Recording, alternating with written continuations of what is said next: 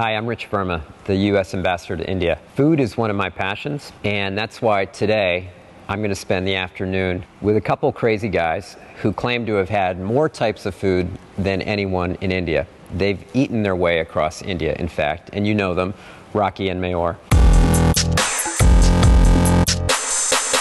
And I couldn't be more excited to be joining them.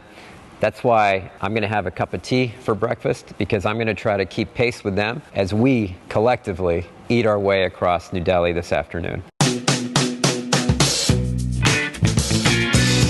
Good to see you, Ambassador. Yeah. How are you? Long time. Please. Good. Thank you. You're looking in great shape. I'm ready to keep up with you guys, so this will be fun. Wonderful. We've taken the liberty of ordering you a drink. That's a sattu cooler. Great. Cheers. Cheers. Cheers. Tell us how you like it, and then we'll see what the rest of the meal is going to look like. That's delicious. Mm-hmm. What's in this? It's chickpea powder. Okay. Roasted chickpeas, they powder it and they put a whole bunch of spices. Now the beauty of this is that if you drink this, you'll never have to worry about heat stroke or sunstroke. It really cools the whole body down. I could have used this in May and June. We'll send over a whole stock. Okay. That's how I stay so cool. Now, I've heard you love food. Yeah. How did that happen? My mom was a fixture in the kitchen. Her grandmother the same way. And I think the biggest fear of my mother was that someone was hungry in our house. Or the biggest opportunity. Or the biggest opportunity. Yeah. So she was a permanent fixture in the kitchen. I have very clear memories of the tava for the chapatis and rotis, and the pressure cooker on our stove that was going all day. Are you familiar with Bihari food, for example? Not so much. So should we order for you? You should. Oh, yes, good. Thank you. Because we already did. Okay. The food should be coming. Bihari cuisine is one of the most underestimated cuisines of India. And that's why we started off with this first, because it deserves its place in the sun. No, it's great. And I'm familiar with a lot of different foods of India. You know, I've been here in India for about 10 and a half months. Already taken some 27 trips around the country, from the northeast in Assam down to the south in Kerala, back to Punjab where my parents and grandparents are from. So I've tasted a lot of different food, and it's been really a special part of my travel outside of all the diplomatic stuff we've had to do. But here's what we always say. The food is fantastic, but the food of Punjab is... Yeah, maybe I'm partial. Maybe I'm partial to that. Aloo ka paranthas. Do you still have dreams about aloo ka paranthas once in a while? I do. That was something that carried over into our experience in the United States too. Every Sunday, that was the brunch meal in our house. The aloo ka paranthas. Yeah, and you know, when my grandmother cooked, there was no stove, no electric stove, no refrigerator. She cooked on the open fire. Important question. Yeah. Have you learned how to make Indian food as yet? Nothing. Not even an aloo ka parantha? No, I'm a terrible cook. I actually can cook, but once you get used to your grandmother's cooking, it's pretty hard to try to impersonate that or replicate that. So I haven't Let's really face tried. it, you'll never be as good as they are. No, I know that already. That's why I haven't tried. If you don't watch out, over the next few years, you might end up looking like this. You guys look pretty good, though, so you look good. Yeah. You're supposed to be nice to guests. You can't tell them they're going to look like you. Look at that. He's never going to eat with us again.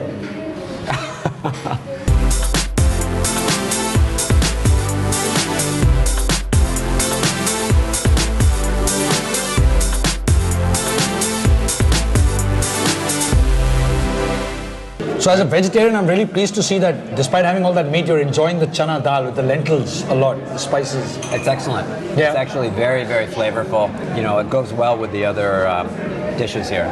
So it's a perfect mix. And it's a beautiful thing, because that's what sort of brings the whole country together. Yeah. There is always one dal or lentils in every meal, in every culture of this country, no matter where you come from. I was a picky eater as a kid, and I still remember my mom sitting there with the yellow dal, the rice. I was a very picky eater too. Whenever I saw food, I'd pick it up and I'd eat it. I got into a lot of trouble.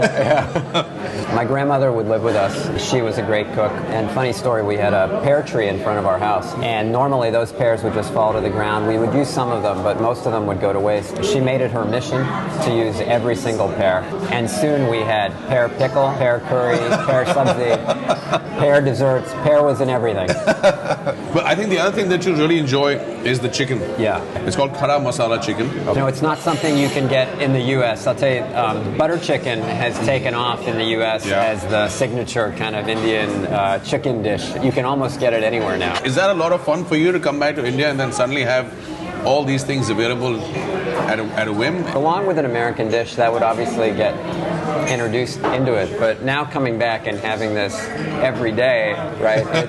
It's a real treat. I think an American would be really surprised when they came down to India and saw the elections in Bihar, for example, right now. Have you seen some of those elections? I've seen. Do you enjoy those? I mean, that's the dance of the Indian democracy. We are so similar in so many ways when you think about these big, loud democracies that we have, this federal system that we have, big state elections matter in our system, not as much as in your system where think of the number of people that are going to vote in this election. Yeah. It's unbelievable, the scale of it.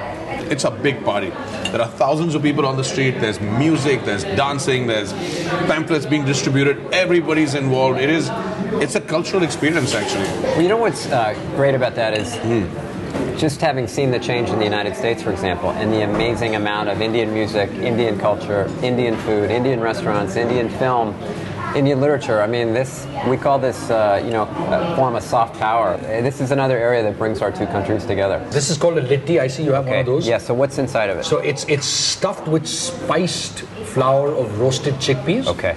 If you ever meet anybody from Bihar, all the way down from a politician to a common person, the litti chokha is a very unifying factor. That's delicious. Yeah. Now that you've tried everything here, any favorites? I'll tell you after you pass me the dal, because that's been my favorite so far. We don't need to taste all that here because now that we've whetted your appetite, there's another part of India we want to go and take you to sample their food. And I can't wait for you guys to come to the U.S. because you'll see a similar tradition of different kinds of regional specialties depending on where you go, from south to west to northeast. And it's another similarity between our two countries.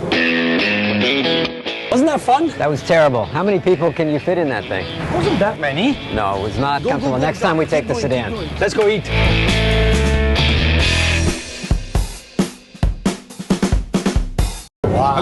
Hello. Hi, how are you? Mr. Verma, that's young Pawan. Hey, good to see He you. owns the place. Thank you. Hi, Pawan. Yeah. We start with the You dessert. start with something sweet. Yes, I like it. I like this way of starting the food. we enjoy.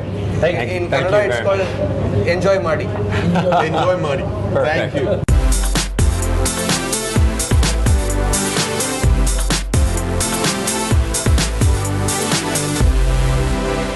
These are called rava idlis. Yeah. Now, idlis are well known everywhere in the world. Yeah. But these, again, are made with semolina and they have a whole bunch of fresh vegetables and stuff in them. And these are called paddu. Now, these are made of a mixture of rice, lentil, and semolina flour. And then it's put in these little cups. The varas you may already be familiar with. Especially in the south, which is where all this food is from, Karnataka, Mysore, and other states like Kerala. Yeah.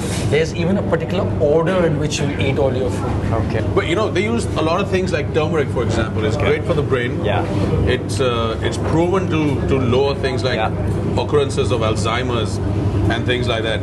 This may be a little bit more than you're used to, but as you can tell, we've been here and our reputations precede us. This is what we normally get fed every time we go to a place. People bring out everything. If you make your way through all of this, I'll be really impressed. So what are the three dosas we have here? What I've got here is it's called a Malleshwaram 18th Cross. Okay. Very popular. It's a street name in Bangalore. And the reason why it's called that is because it has this very lively red sort of paste inside. Wow. Spice and peanut. And I'm glad you asked, because unless you ask this man, he doesn't share the food. No. On his side of the table would have been his food if we hadn't asked.